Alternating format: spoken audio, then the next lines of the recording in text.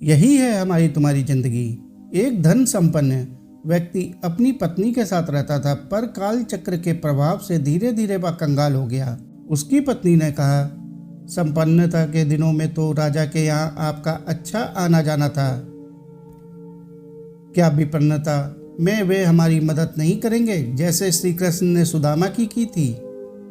पत्नी के कहने से वह भी सुदामा की तरह राजा के पास गया। द्वारपाल ने राजा को संदेश दिया कि एक निर्धन व्यक्ति आपसे मिलना चाहता है और स्वयं को आपका मित्र बताता है।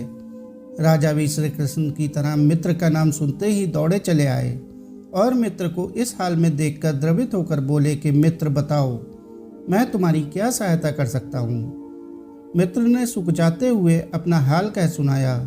चलो मैं तुम्हें अपने रत्नों के खजानों में ले चलता हूँ, वहाँ से जी भरकर अपनी जेब में रत्न भर कर ले जाना, पर तुम्हें केवल 3 घंटे का समय ही मिलेगा। यदि उससे अधिक समय लोगे तो तुम्हें खाली हाथ बाहर आना पड़ेगा।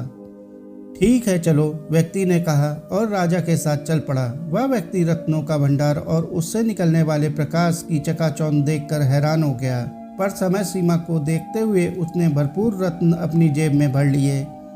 जब वह बाहर आने लगा तो उसने देखा कि दरवाजे के पास रत्नों से बने छोटे छोटे खिलौने रखे थे, जो बटन दबाने पर तरह तरह के खेल दिखाते थे। उसने सोचा कि अभी तो समय बाकी है, क्यों ना थोड़ी देर इनसे खेल लिया जाए। पर यह क्या, वह तो खिलौनों के साथ खेलने में इतना मग्न हो गया कि समय का भान ही नहीं रहा। उसी समय घंटी बजी, जो समय सीमा समाप्त होने का संकेत था, और वह निराश होकर खाली हाथ ही बाहर आ गया। राजा ने कहा, मित्र निराश होने की आवश्यकता नहीं, चलो मैं तुम्हें अपने स्वर्ण के खजाने में ले चलता हूँ, वहाँ से जी भरकर सोना अपने थैले में भरकर ले जाना, पर समय सीमा का ध्यान रखना। ठीक है चलो, व्यक्ति ने कहा और राजा के साथ चल पड़ा। उसने देखा कि वह कक्ष भी सुनहरे प्रकाश से जगमगा रहा था।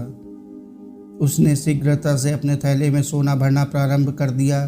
तभी उसकी नज़र एक घोड़े पर पड़ी जिसे सोने की काठी से सजाया गया था।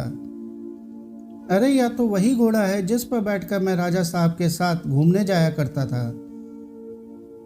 वह उस घोड़े के निकट गया, उस पर हाथ फिराया और कुछ समय के लिए उस पर सवारी करने की इच्छा से उस पर बैठ गया। पर यह क्या, समय सीमा समाप्त हो गई और वह अभी तक सवारी का आनंद ही ले रहा था। उसी समय घंटी बजी, जो समय सीमा समाप्त होने का संकेत था, और वह घोर निराश होकर खाली हाथ ही बाहर आ गया। राजा ने कहा, मित्र निराश होने की आवश्यकता नहीं है, चलो मैं तुम्हें अपने रजत के खजाने में ले चलता हूँ, वहाँ से जी भरकर चांदी अपने ढोल में भर ले जाना, पर समय सीमा का ध्यान अवश्य रखना। ठीक है चलो, व्यक्ति ने कहा और राजा के साथ चल पड़ा। उसने देखा कि वह कक्ष भी चांदी की धवल आभा से शोभायान था। उसने अपने ढोल में चांदी भरना आरंभ कर दी। इस बार उसने तय किया कि वह समय सीमा से पहले कक्ष से बाहर आ जाएगा, पर समय तो अभी बहुत बाकी था। दरवाजे के पास चांदी से बना एक छल्ला टंगा हुआ था, साथ ही एक नोटिस लिखा हुआ था कि इसे छूने पर उलझने का डर है। यदि उलझ भी जाओ तो दोनों हाथों से सुलझाने की चेष्टा बिल्कुल ना करना। उसने सोचा कि ऐसी उलझने वाली बात तो कोई दिखाई नहीं देती, बहुत कीमती होगा, तभी बचाव के लिए लिख रखा होगा, देखते हैं क्या माजरा है। बस फिर क्या था, हाथ लगाते ही वह तो ऐसा उलझा कि पहले तो एक हाथ को सुलझाने की कोशिश करता रहा, जब सफलता ना मिली तो दोनों हाथों से सुलझाने लगा, पर सुलझ ना सका और उसी समय घंटी बजी, जो समय सीमा समाप्त होने का संकेत था, और वह निराश होकर खाली हाथ ही बाहर आ गया। राजा ने कहा, मित्र कोई बात नहीं, निराश होने की आवश्यकता नहीं है, अभी तांबे का खजाना बाकी है, चलो मैं तुम्हें अपने तांबे के खजाने में ले चलता हूँ, वहाँ से जी भरकर तांबा अपने बोरे में भर ले जाना, पर समय सीमा का ध्यान रखना। ठीक है चलो, व्यक्ति ने कहा और राजा के साथ चल पड़ा। जाते हुए वह यही सोच रहा था कि मैं तो जेब में रत्न भरने आया था और बोरे में तांबा भरने की नौबत आ गई। थोड़े तांबे से तो काम नहीं चलेगा।